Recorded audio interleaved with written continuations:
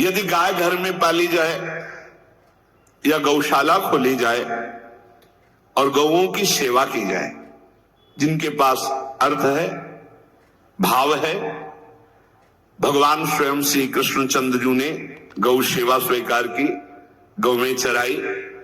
गौओं की परिक्रमा करने से, जैसे आप प्रभु के बिहारी जी के मंदिर की 4 परिक्रमा करें तो जो फल आपको मिलेगा वही गाय की 4 परिक्रमा कर ले तो आपको प्राप्त हो जाएगा। गौ की प्रदक्षिणा से, गावः प्रदक्षिणी कार्यावंदनीया ही नित्यशः, जो रोज गाय को प्रणाम करता है और गाय की प्रदक्षिणा करता है तो भगवत प्रदक्षिणा का उसे फल प्राप्त होता है। जहां गौएं विराजमान होती हैं वो बड़ा पवित्र दिव्य तीर्थ स्थल माना जाता है। गौएं जहां विराजमान रहती, गौशाला में भजन करे तो कई गुना बढ़कर के प्राप्त होता है। स्वयं ब्रह्मा जी ने गौओं को दिव्य गुणों से विभूषित बनाया है। अप्यागाराणि विप्राणाम देवतायतनानि च यद गोमयेन शुद्ध्यन्तिम किम ब्रूमो हृदिकम ततः। गाय के गोबर से जहां लेपा जाता है वहां जिस देवता का आवाहन करोगे वही देवता आकर विराजमान हो जाएगा। अपवित्र भूमि में भी यदि गाय के गोबर का लेप कर दिया जाए तो परम पवित्र मानी जाती है। गाय बहुत पवित्र, जहां वो बैठती है, जहां वो मूत्र त्याग करती, गोबर त्याग करती, वो स्थान तीर्थ तुल्य पवित्र माना जाता है। भगवान जब गाय के पीछे पीछे चलते तो गोरज उड़कर उनके मस्तक पर विराजमान होती, उनके मुखार बिंद पर विराजमान होती। बाल गोविंद के अनिष्टों को दूर करने के लिए गाय के पूंछ को उनके ऊपर ऐसे झाड़ा देती थी मैया। जब गुरु मंत्र वैदिक सिद्धांत से दिया गया था पहली बार तो पंचगव्य पिलाया गया था। गोमूत्रम गोमयम क्षीरम दधि सर्पिस्तथैव च गवाम पंच पवित्राणि पुनन्ति सकलम जगत। कितना भी बड़ा पापी हो, अगर पंचगव्य पिलाया जाए तो वो वैदिक मंत्रों को स्वीकार करने लायक हो जाता है, पवित्र हो जाता है। पंचगव्य में 5 चीजें गाय की होती है। गाय का मूत्र, गाय का गोबर, गाय का दूध, गाय का दही और गाय का घी, ये 5 मिलाकर पंचगव्य पिलाया गया था। पहली बार जब वैदिक मंत्र दिया गया था तो पंचगव्य बनवाया था गुरुदेव भगवान ने संन्यास, और वो पिलाया था। ये पंचगव्य पिलाने से अपवित्रता का नाश होकर पवित्रता का संचार होता है। इसलिए धन्य है उनका जीवन जो गौ सेवा परायण है भगवत भाव से। गाय में साक्षात भगवान का भाव रखकर गौ सेवा करते हैं। त्रिषिता गौर गृहे बद्धा गेहे कन्या रजस्वला देवशास्त्र सन्निर्माल्य हंति पुण्यम पुराकृतम।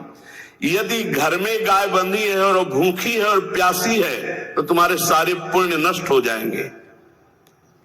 अगर घर में रजस्वला कन्या बहुत काल तक है और उसका विवाह आप नहीं कर रहे हैं तो आपके सारे सुकृत नष्ट हो जाएंगे। यदि घर में ठाकुर जी विराजमान है और कर का पहनाया हुआ माला सुबह तुमने देख लिया तो तुम्हारे सारे पुण्य नष्ट हो जाएंगे, क्योंकि शयन कराते समय तुमने उतारा नहीं, अर्थात तुम सेवा में प्रमाद करते हो। तो देवतास्त्र सन्निर्माल्य हंति पुण्यम पुराकृतम। जैसे सुबह श्रृंगार किया तो रात्रि के शयन के समय वो हटा लेने चाहिए माले। जब हम शयन कराते हैं तो भले पुष्प शैया पे शयन कराएं पर माला नहीं धारण कराएं।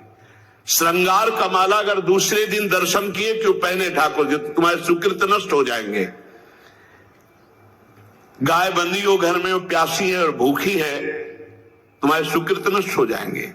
त्रिषिता गौर गृहे बद्धा, क्योंकि तुम्हारे पास है, सेवा करना चाहिए। यो वै गाम प्रतिसिद्ध्यंत चरंतिम च स्वतरणम नरहा तस्य पूर्वे च पितरा कंपन्ते पतनोन्मुखा।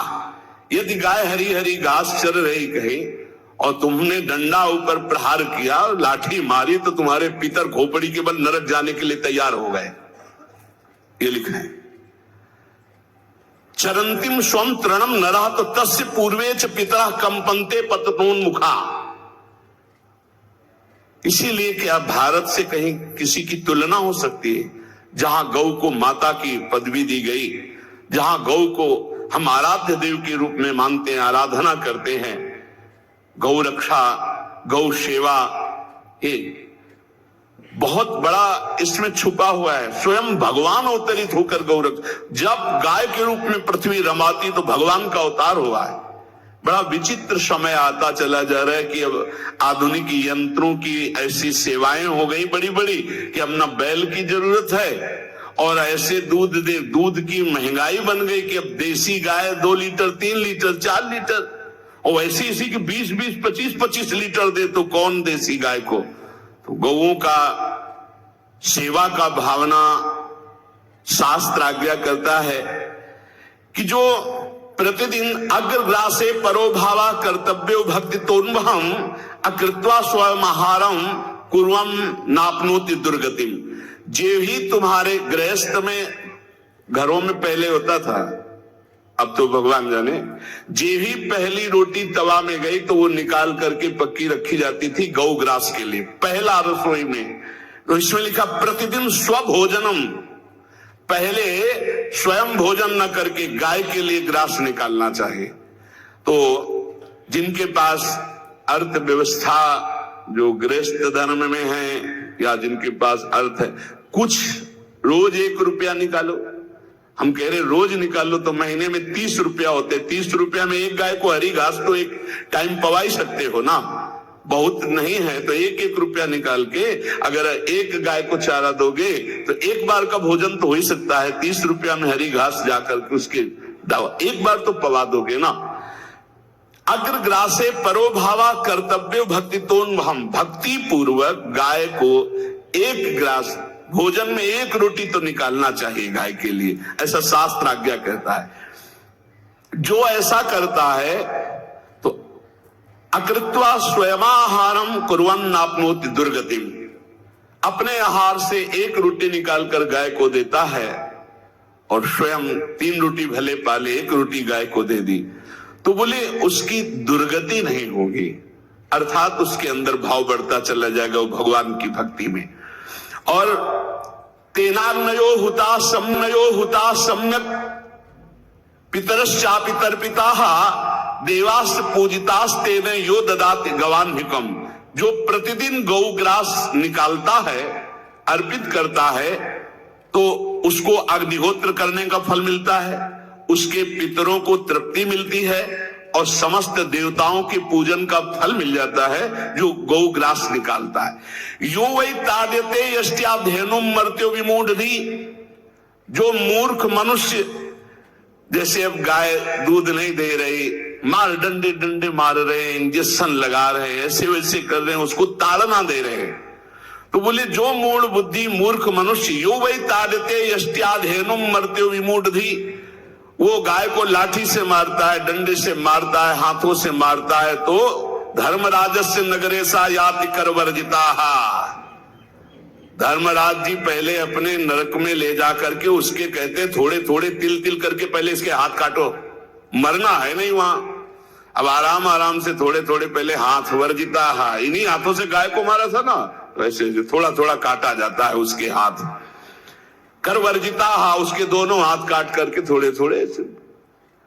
यो वै दंसान वार्यति तस्य पूर्वे कृतार्थ कहा नृत्यंत सवादिस्मास तरिष्यति भाग्यवान, जो गौ के शरीर को स्नान कराता है, गौ के शरीर को कीट आदि से मच्छर आदि से रक्षा करता है, और खूब अच्छा पदार्थ गौ को, केवल दूध के लोभ से नहीं, ये हम गौ सेवा की बात कर रहे हैं, ये कि नहीं वहां 10 लीटर दूध देती तो हाथ फेरो, जब दूध नहीं देती है तो चारा भी ठीक से नहीं दे रहे, और उसके ये स्वार्थी हो, गौ सेवा का बात नहीं, वो दूध का लोभी केवल व्यापार की बात करता है। गौ सेवा का तात्पर्य है गौ सेवा केवल, खूब बछड़े को पिला दिया प्रसाद रूप से, जो दूध मिला उसका अपने सेवन की, वो बात तो अलग है। अब बछड़े को तो जरा सा केवल पिन्हाने के लिए कर दिया और खूब सारा दूध लीटर में नाप करके जा रहा है, और उस समय तक तो खवाओ पियाओगे ही खूब अच्छे से, इसके बाद जब दूध देना बंद किया तो उसका आदर सत्कार खत्म, खोल के बाहर ऐसे वो प्लास्टिक खाते घूम रही है, तो ये गौ सेवा नहीं मानी जाएगी, वो स्वार्थ पूर्ति मानी जाएगी। जो सदैव गौ सेवा करता है, उसके दांत मच्छर हटाता है, स्नान कराता है, पीठ में हाथ फेरता है, उसके पूर्वज जो पितर होते हैं वो नाच पड़ते हैं, उनका मंगल होना शुरू हो जाता है कि हमारे वंश में गौ सेवक पैदा हुआ, बड़ा भाग्यवान है और वो गौ के द्वारा हमें तार देगा, ऐसा भाव। गौ सेवा हमारे सनातन धर्म में बहुत बड़ा स्थान गौ सेवा का है। पर एक बात ध्यान रखें, इन सब सेवा का फल है भगवान के चिंतन में निरंतर वृत्ति डूब जाए। हमारी एक एक वृत्ति, एक एक क्षण भगवान के चिंतन में डूब जाए। अगर नहीं तो हम आपको उत्तर दे रहे हैं, क्या महाराज नृग जैसा कोई गौ सेवक हुआ है दानी? भागवत में पढ़ लेना। करोड़ करोड़ गायों को, करोड़ों गौशालाएं थी, एक दो नहीं। इसलिए कह रहे हैं करोड़ों शब्द कि आप उसको कोई ज्यादा ना समझें। पृथ्वी के कोई भूमि के कण गिन सकता है, बारिश की बूंदे गिन सकता है, लेकिन महाराज नृग की गौएं जितनी दान की गई वो गिनी नहीं जा सकती थी, ऐसा वर्णन आता है। अरबों अर्बुद गौओं की सब स्वर्ण से अभिषिक्त करके ब्राह्मणों को दान करना। इतने बड़े गौ सेवक, इतने बड़े दान करने वाले, एक चूक हो गई, ना दान लेने वाले तपस्वी ब्राह्मण की गाय किसी अन्य ब्राह्मण को दान कर दी, और वो ब्राह्मण ने जब गाय देखी बोली मेरी गाय चुरा ली। बोले महाराज नृग ने दी। महाराज नृग से कहा मेरी गाय है, तो उनका गौशाला में आ गई होगी, आपको 10,000 गौएं देते हैं, आप अपनी गाय। बोले मैं प्रतिग्रह नहीं लेता। जिसने दान लिया था उसने कहा गाय यही लेके जाऊंगा, तो उनका आप गाय छोड़ दीजिए, आपको 10,000 गाय देते। बोले नहीं लूंगा। बस अनजाने के अपराध ने गिरगिट बना दिया था, कुएं का गिरगिट। पर भगवान बड़े कृपालु हैं, गौ सेवक थे, इसलिए गोविंद द्वारिकाधीश जी ने उनका उद्धार किया। सब साधन का फल है अच्युत भावना से युक्त होकर, भगवत भावना से युक्त होकर निरंतर भजन करते हुए सेवा परायण रहो, चराचर जगत की सेवा परायण रहो।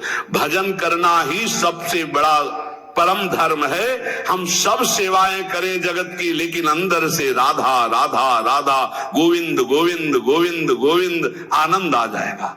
तन से सेवा करो, मन से भगवान के चिंतन, मामनुष्मर युद्धते, भगवान के चिंतन में रहो। सेवा और व्यापार में अंतर होता है।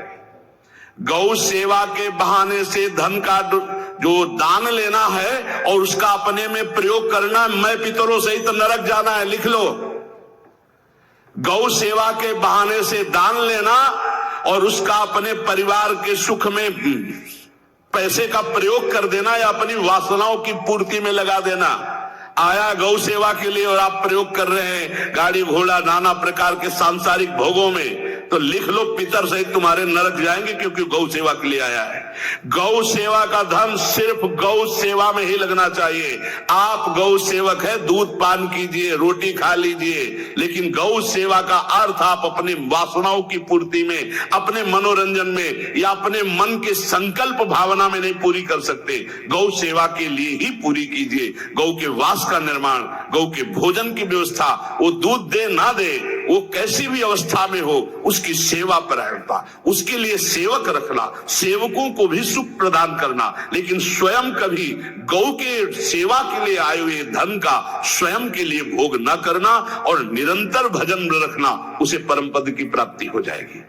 इसलिए हमारे सनातन धर्म में गौ सेवा का विशेष महत्व है और इस महत्व को सबको स्वीकार करना चाहिए। यदि आप गौ पालन स्वयं नहीं कर सकते तो 4 लोग मिलकर के, क्योंकि आज जो गायों की व्यवस्था वो बड़ी दयनीय हो रही है। दयनीय इसलिए हो रही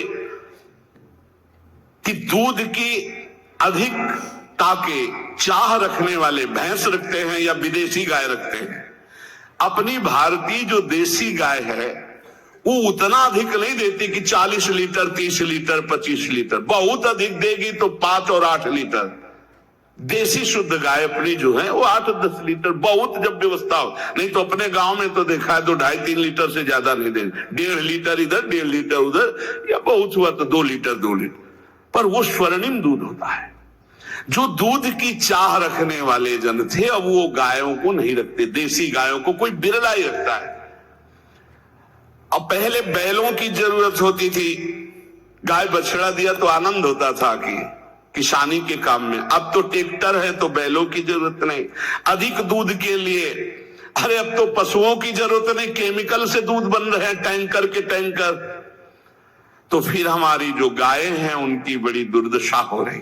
तो हमें चाहिए कि जो गृहस्थ जन हैं, धनी मानी जन हैं, या जिनके पास शरीर व्यवस्था, बौद्धिक स्तर, सेवा परायण, अर्थव्यवस्था, वो थोड़ा 4 गायें की व्यवस्था करके उनकी सेवा करें, क्योंकि हमारे सनातन धर्म का स्वरूप है, जहां मां पदवी दी गई है गांव को, गौ माता कहा गया है, गौ में समस्त देवता विराजमान है, गौ का बहुत बड़ा महत्व वर्णन किया गया धर्म शास्त्रों में। यहां तक कि जब कोई ऋषि नाराज होता था तो आगे गाय करके जाया जाता था तो क्षमा हो जाती थी, गाय को देखते ही वो क्षमा कर देते थे।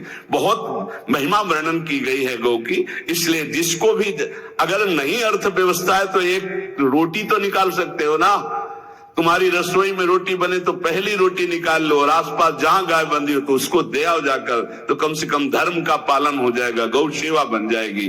तो गौ सेवा, चराचर जगत की सेवा, भगवत सेवा, सबका फल है। फिर प्रारंभ में आ जाइए, स्मृति।